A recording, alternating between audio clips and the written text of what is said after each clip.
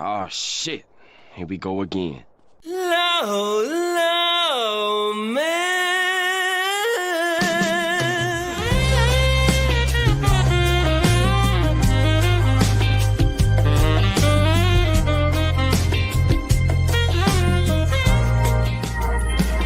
Low, low, man.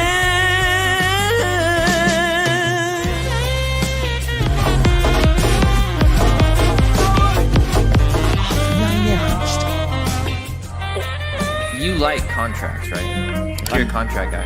I read contracts instead of conventional pornography, yes. All right, let's see if we didn't scuff this. Welcome to Legal Mindset, teacher and unrun judge. We're going to be talking about Emiru, Mizkif. I'm supposed to be streaming on 2 platforms right now, but I'm trying to see if let me make sure that this whole stuff works over here with old Instagram. Maybe not working. We'll see. We'll test it next time. And also trying to test out the vertical format recordings. So we'll see how that works out. But anyways, I appreciate all of you guys being here today, and I appreciate all of you. It's once again always good to be back and good to catch up on some topics. No, I'm not muted. This is on my new laptop, so I'm still getting things downloaded. I don't have everything all hooked up to this one, but yeah. It's a good time. You know, it's a great new laptop. Thanks for everybody on Ko-Fi who helped me support that. Good morning over here in Bangkok. It's the morning time, but I know it's the evening over there in the U.S. and we don't really know what's going on in Europe. Really not at all. I have not downloaded Kazaa or LimeWire. That's very true. Or Napster. Iceman 226 is a new member. Welcome. Derp says, welcome home, lawman. Hope the jet lag ain't too bad. No, it's not the jet lag. It's mainly catching up on things I need to do. Whenever you travel, you kind of get behind your normal schedule. So I'm catching up on things. I had to move my gym day one day. I've got to go to the bank, all sorts of stuff. But anyways, that's all personal stuff. But it's good to be back here with you guys. And that's a very personal thing from me to my audience. I love you guys. Luigi at 21. Member for 11 months. Great to see you again. Great to see you guys too. Mudang is rocking a nice hat today. And Jonah or Big Mudang is over here rocking the cowboy hat. You can kind of see over here in the background. So we've got a lot of Mudang in the background for you guys today. Mudang, we need proof Mudang has been fed. Mudang is definitely being properly fed. Don't you guys worry about that. There's a lot of tom yum or whatever he wants, somtam, whatever Mudang wants, Mudang gets, no matter how spicy we make it. Mudang is love, Mudang is license, Kai 9266. What's up? I hear Pippa Pipkin is going on a bit of a Thailand obsession now, so she obviously needs to learn the love of Mudang like Chibidoki. Obviously. Ravenfire, JP Ravenfire, my other mod, for 5 legal mindset memberships. Thank you so much. Very basic. Yes. So today is a little bit of a catch up. I know I'm a little bit behind on this. I wanted to do this one really right after the lawsuit dropped from Mizkif in terms of Emiru's counter, but it required me to do some legal research, and I wanted some time to speak with plaintiffs' attorneys from California and from Texas and kind of get their 2 cents. I actually have the pleasure of now working with some folks on the plaintiff side. We're going to be talking about that next couple of days as I get things put together here, and I can talk about them publicly. But it's very interesting to talk to people that are practicing actively in the plaintiff's field, because there's some interesting elements that they bring up that you might not necessarily think as a transactional attorney or a general attorney, a generalist like myself. So it's very interesting. But this is definitely going to be a hell of a lawsuit. But I think Emiru needs to not be passive and defensive, and she needs to strike back. And so what I'm hoping to communicate today, and what I'm hoping the clips from this video and wherever this gets out on other platforms is going to really help, is I hope that she sees this and she decides to at least consider with her lawyer taking this action. I think it's a perfect counter. I think she's got a perfect claim. She just needs to do it right. And I've done enough of the basic research to know how to do this right and where to do this right and how to really put the maximum screws in Mizkif. Mizkif, who, by the way, said he's going to go demon mode and he's going to drop all these evidence and DMs. I put up a poll and I'll let you guys vote. I don't want to influence you too bad, but so far, he has not dropped any additional DMs or evidence that I could see, that I could find. I haven't seen anything out there as of right now, as of the stream, 7:35 a.m. Bangkok time. I haven't seen anything of substance. I have seen some people doing good documentaries, like my friend Mujin, who did a great documentary on the downfall of Mizkif. But I haven't seen Mizkif himself put stuff out. That's not there. That's not happening. Just call him fat. He'll just leave. Real Maximura said Jetrag, apparently Coke has medicinal benefits. I mean, it wasn't Coca-Cola for a while, and technically the coca leaf is still processed into Coca-Cola. That is technically an import for Coca-Cola. But don't do drugs, kids. You might end up like Venezuela. Anyways, CCPT Texas, same. I'm glad you're making this. I know her personality is sweet and gentle and probably wishes this would all blow over, but I do think she should consider options. And one reason why I'm making this is because of what happened with Twitch. So she essentially settled with Twitch, and she did the nice thing with Twitch and said, donate money to a charity. That's very nice. It's very sweet. She's a very kind girl for doing that. But with Mizkif, and I, by the way, I think that if it was me, I would have pushed them harder. I think she could have got more than $100,000 off of them. I think she could have got $500,000 off of them if she wanted to for a charity, if she really pushed them really, really hard, right? I think $100K to a charity that they get to write off as a tax deduction is not a real penalty. I think Twitch should have suffered a lot more than that. At least, someone said in the chat, $250K, something, right? Something. And once again, it could have gone further than that, right? She just could have sent a demand letter. She could have sent something to them and pushed a little further. But once again, if she's happy with the resolution and she's at peace with the resolution with Twitch itself, she's okay with that. I guarantee you, as part of that, she probably signed some sort of settlement agreement or NDA or something else in regards to Twitch itself. So I think Emiru and Twitch, I think that's kind of a dead end right now. I think where there's not a dead end is with Mizkif. That's not done. That's open, and this lawsuit's going to go on. Just like the Ethan Klein lawsuits are going to go on, just like other lawsuits are going to go on. This one I see going on, particularly because of Mizkif's personality, and we'll talk about that. Thank you for the gifts, Mr. Duff Stuff. Thank you for that. No objection. It's fun to see the studio now. It's got like a vertical side and a horizontal side. It's very fun to see that. It creates a very interesting image. But that said, let's get into the PP, shall we? Let's get into the PP. Of course, we got a PP for you guys today about Emiru's Mizkif counter. Let's talk about this. So the disclaimer is, obviously this has to be proven in a court of law. Right now, we don't have proof in a court of law, although at this point, we can see it's probably going to be litigated. It's probably going to be played out.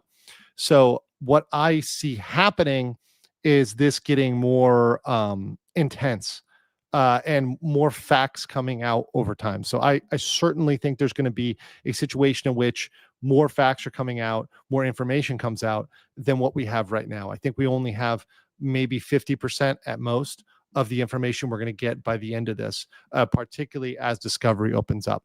The other thing is she hasn't made her claims yet. So I am speculating about what she should bring. However, it's a damn good speculation. I'll put money in the swear jar for that one in terms of what her strongest claim will be. And I'm going to tell you where and how she should bring it. Leprechaun Gold gifted 10 legal mindset, $10 super sticker. Thank you. Devil's Advocate member for 13 months says all suspects are guilty in a court of law. Suffer. Hold on, we gotta drop a. Are you guys enjoying the stream today?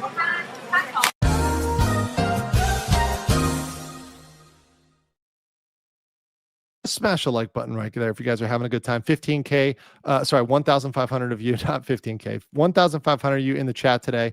Let's smash that like button and make sure we get the word out there about the stream. Call Me Katie says Mizkif copes, Ramsey Seethe, and Doherty suffers. All of them are taking their lumps. Vitali too, still in Filipino jail. I might do an episode on Alice Go, who is a crazy Chinese scammer who pretended to be Filipina.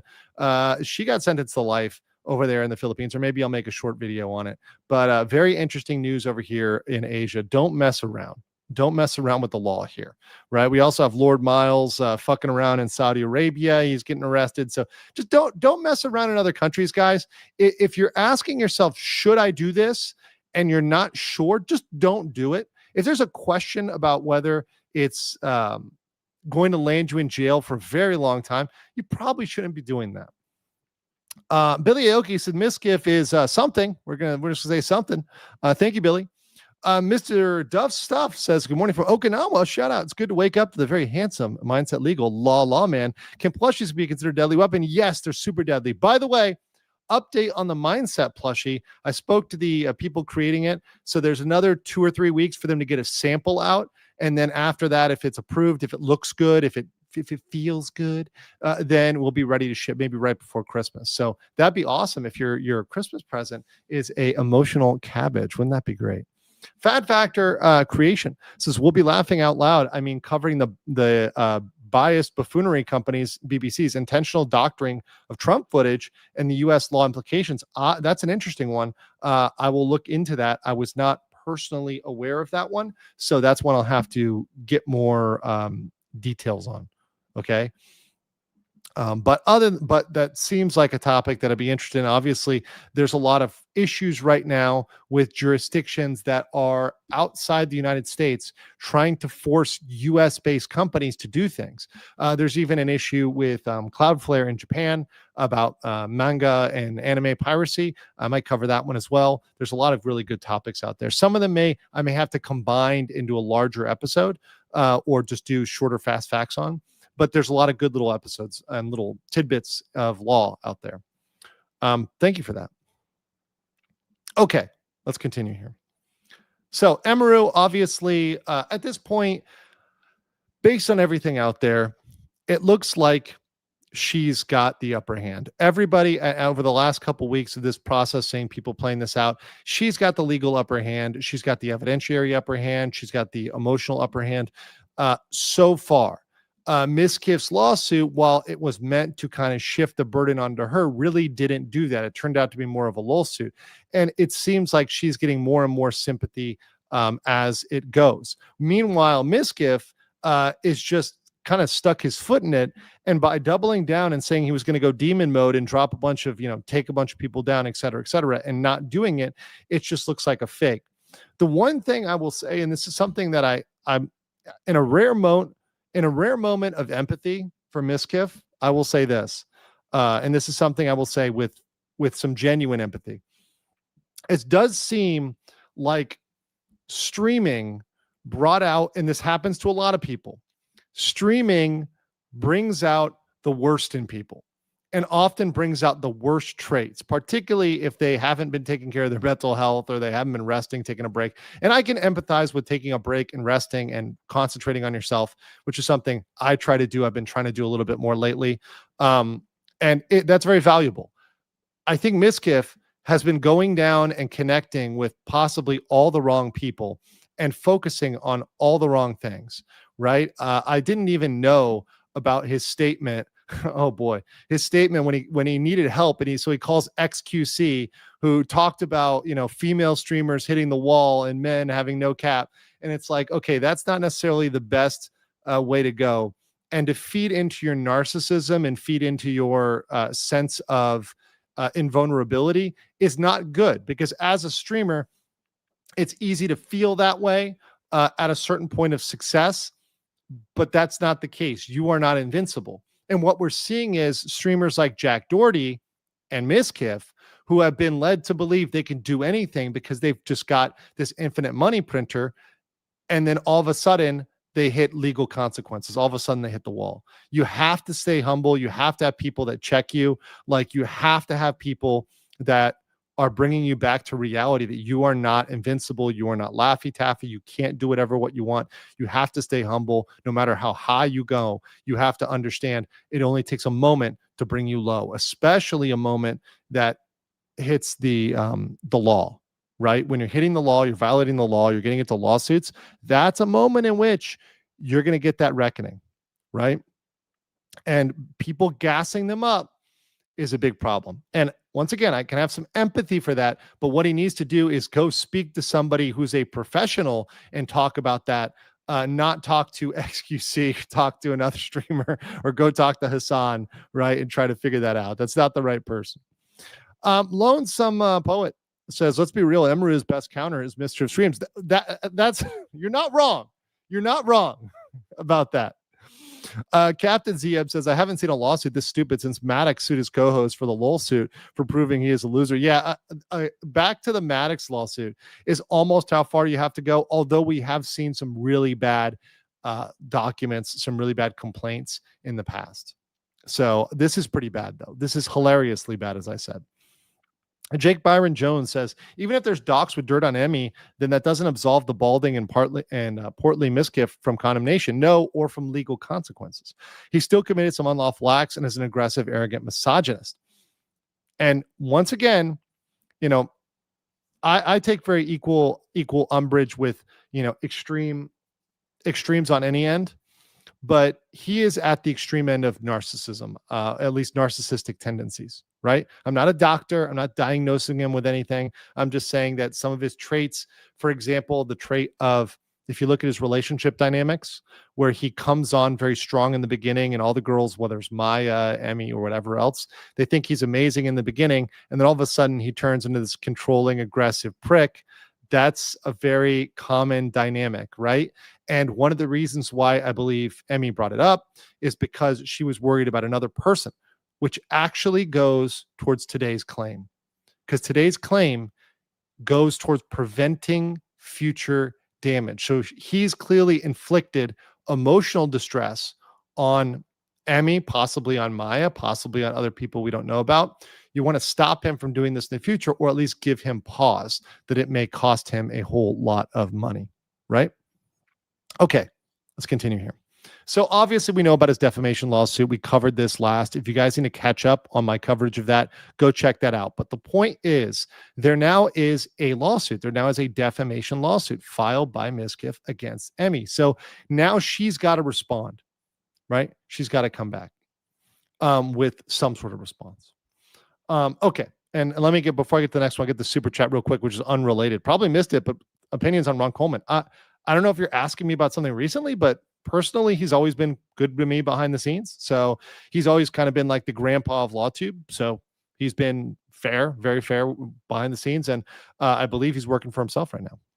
All right, let's talk about our counterclaims. So we're talking about two main counterclaims that I'm proposing here today. Two. Number one, intentional infliction of emotional stress. That's the one I'm going to spend 90% of today on. That's the one that I think a lot of people need to consider throwing this in there. And I think in this particular case, there's a way to do it that will definitely be good for Emmy. She's got a great shot under the law as I researched it. Defamation is harder. Defamation, we've talked a lot about defamation on this channel. It's going to be really difficult in Texas. I don't want to say impossible, but near impossible. Maybe it can happen in California, but that's more of a secondary claim, a secondary thing that you throw in there. Okay, well, we're going to go with this and that, because the four elements of IIED, one of which is the one that's not on here, is having actual damages, right? We're going to talk about this though. Having extreme and outrageous behavior. So something that's beyond normal, that's element number one.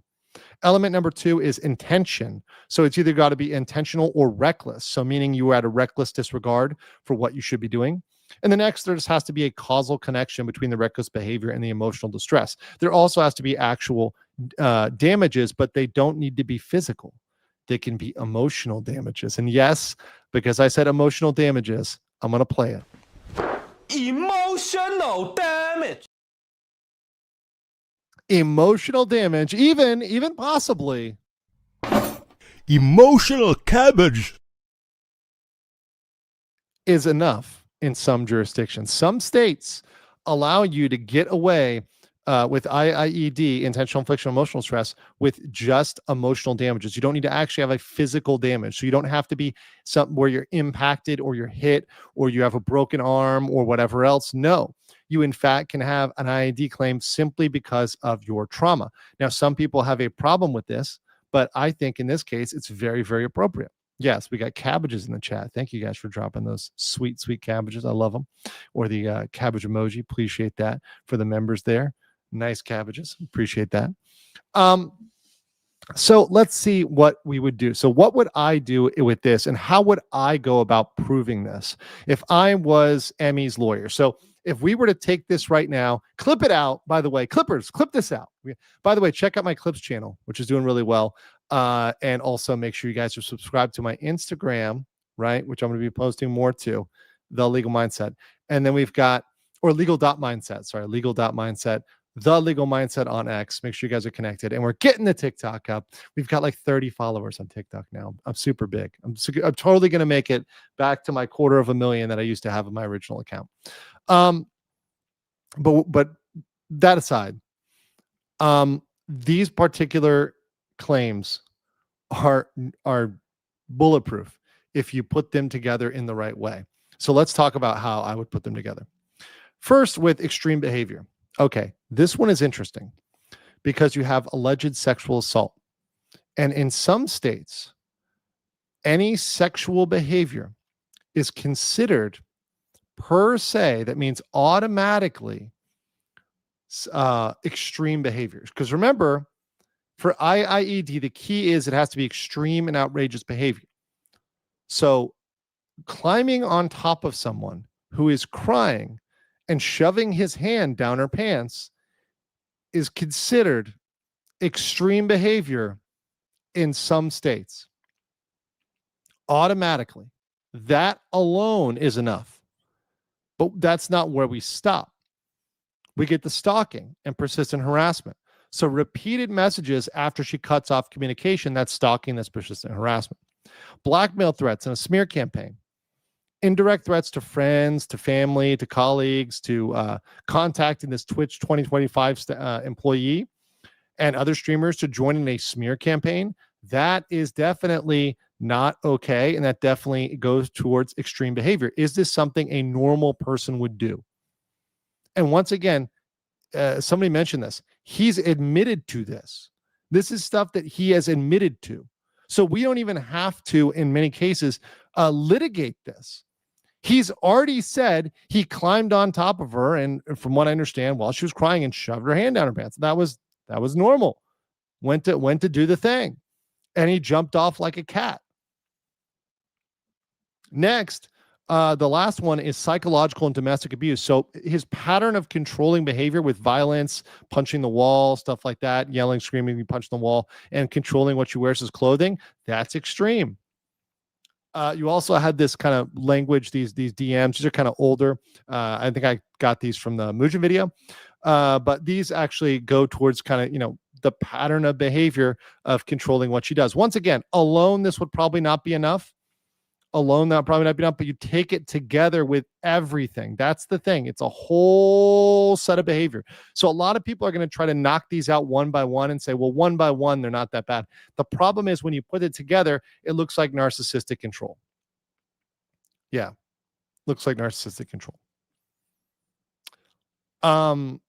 So yeah, that's where I think that goes. Now, how about intent? So, okay, now you got to improve. Now you got to prove intent. Now you're going to say he did it intentionally, because the defense is going to be, well, it was all accidental or all heat of the moment. Well, no, it wasn't all heat of the moment, because Mizkif persisted despite clear boundaries regarding messaging and threats. It wasn't just one day. It was several days streamed together. It was a period of time. That's the issue. It was not just a little bit of time. It was a long period of time. Next, he had a post-assault reaction where he confessed that he did something wrong.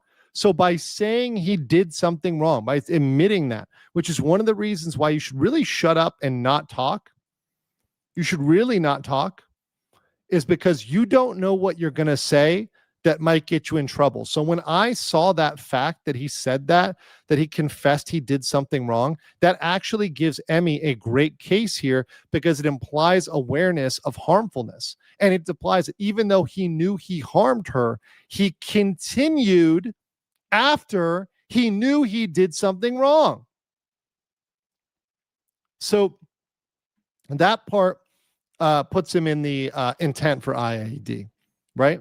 Emitting controlling tendencies, saying he influenced her appearance, he influenced the relationship dynamics, what she should do or not do, indicates a disregard for her autonomy, and that was intentional.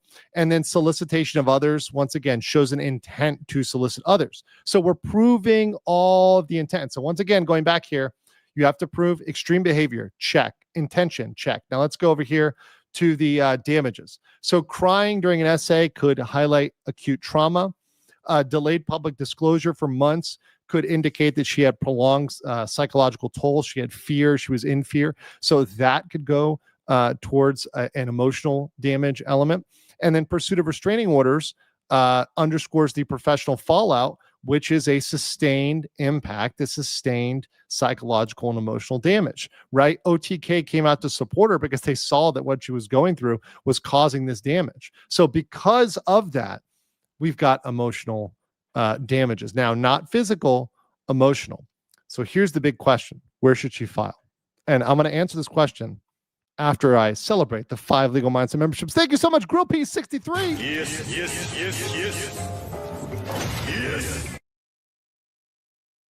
Appreciate that. Appreciate that support. Also appreciate all the new members today. Very much appreciate you guys coming out and being here. It always is a pleasure to hang with you guys. Mark Ariati said, did any medical personnel see any bruising or scarring? You know, I did see a video about a black eye at one point, and we don't know about that. But obviously, I think Emmy had said she like walked into a wall, but people had press X to doubt. I think that was a while ago.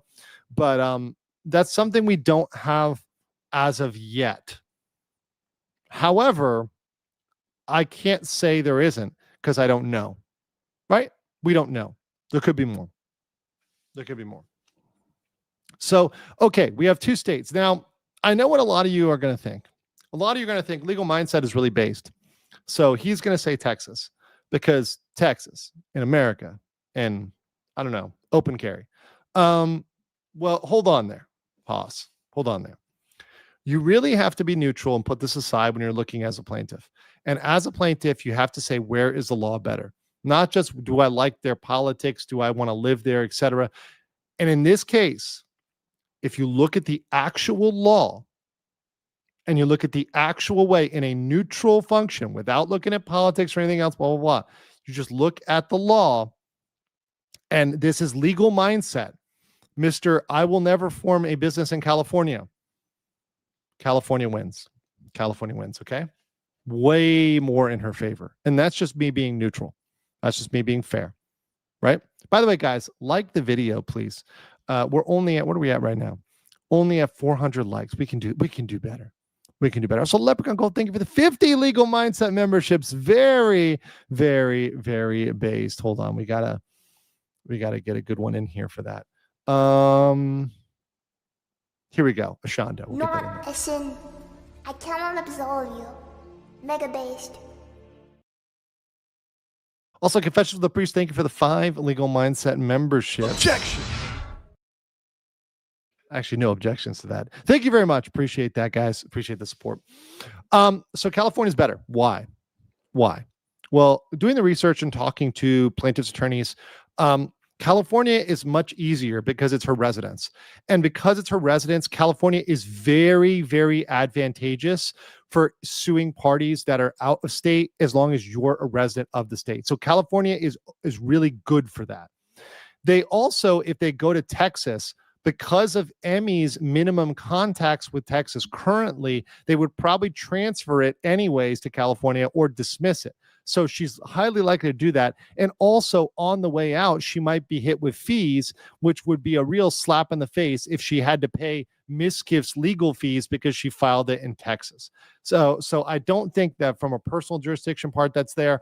From an evidentiary standard part, California is one of the states that I mentioned that treats sexual conduct as per se outrageous conduct. So, sorry, I have this backwards, but once again, it's all good here. The point is that you've got you've got the location in California or Texas. You can go either way. So yes, I scuffed my PP here. Sorry, guys. But point of the matter is, you've got an ability to go out of state with California, right? Go out of state with California. So that's the real deal here. Of course, I'm gonna scuff my PP at least once. But she can still file in California, right? Because of the residence, right? Because of the residence. Also, yeah, scuff your PP. Hold on. Let's fix this real quick. Let's fix it.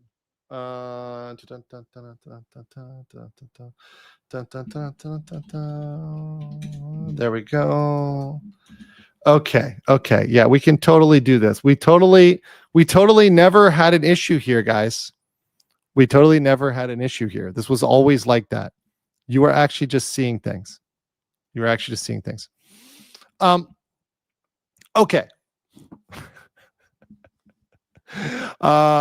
Texas. So Texas will probably transfer it or move it.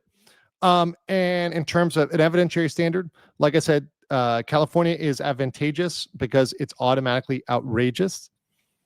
It's automatically outrageous and extreme conduct. And that's because there was sexual conduct involved. Next, punitive damages are indeed common. So punitive damages are great because punitive damages allow you to get a multiplier.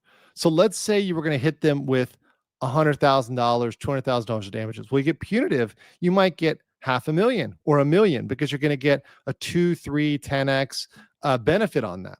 And because of punitive damages in California, and they are much more likely to award that, it's going to be much more successful if he's able to get that, if she's able to get that decision in California. Because here's the other thing. Why is she doing this?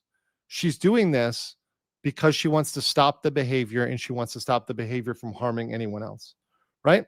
Because she wants to stop other people being harmed. That's why punitive damages are going to be much more appropriate, right? Let me go past success rate. California favors emotional harm.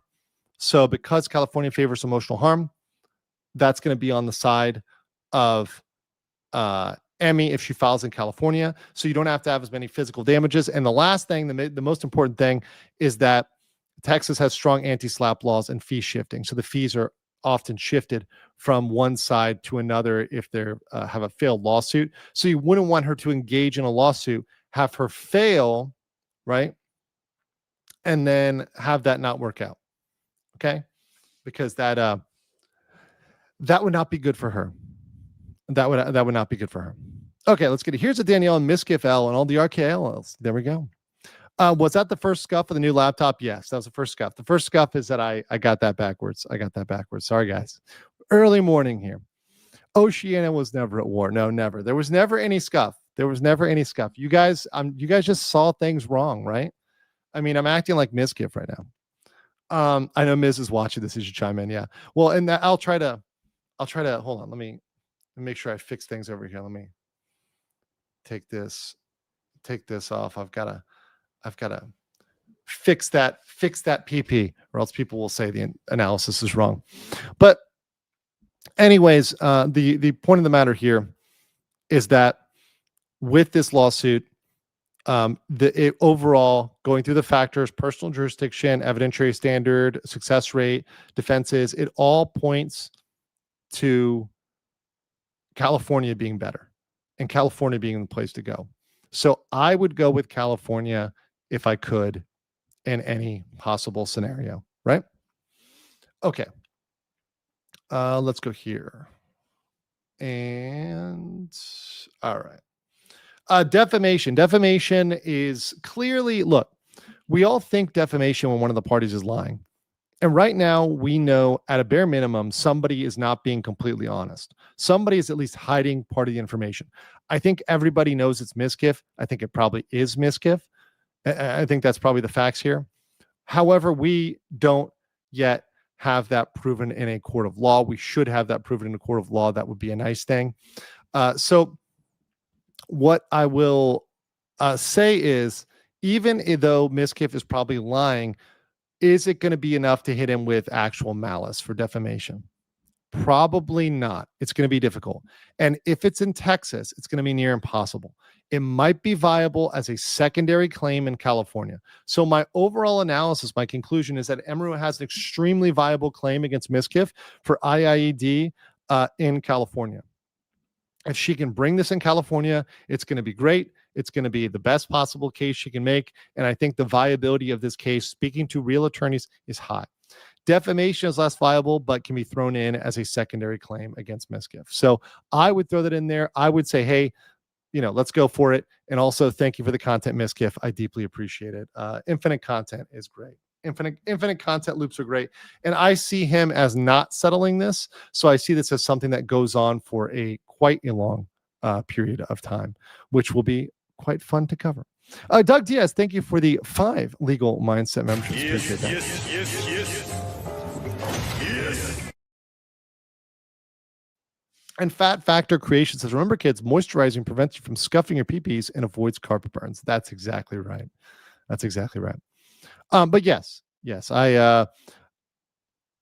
so once again, the location there, the strategy you use to pick is the issues. It is a big issue on how things go. So by choosing California, by going with IIED instead of defamation, I think that's a legal nuke that can absolutely wreck Mizkif. And I think Mizkif should fear that legal nuke and fear that coming down the pike for him. But yeah, he's able to be hit in California courts for sure. All right, guys. I was going to keep it short today, not too long. I will have another stream either later this morning or a little bit later. I'm debating on the topic. There's a couple good ones out there, but thank you for joining me tonight. And we'll be on this case. We'll be on all the other cases like this one, Ethan Klein, for very long. Guys, say goodbye to Mudang today. Mudang had a nice hat today. Here you go. Let's go back. Nice talent hat. And a nice short PP, nice short stream. But I'll be back with you guys. Make sure you smash that like button. It will not. I took down the fast facts because I'm gonna make sure it's updated so there's no scuffage. But I will see you guys on the next one. Stay based, and we know that Mizkif is going to be coping and seething. You are coping and seething. You just can't believe what you're seeing. It's you coping and seething. The truth it is all day, and now you are more than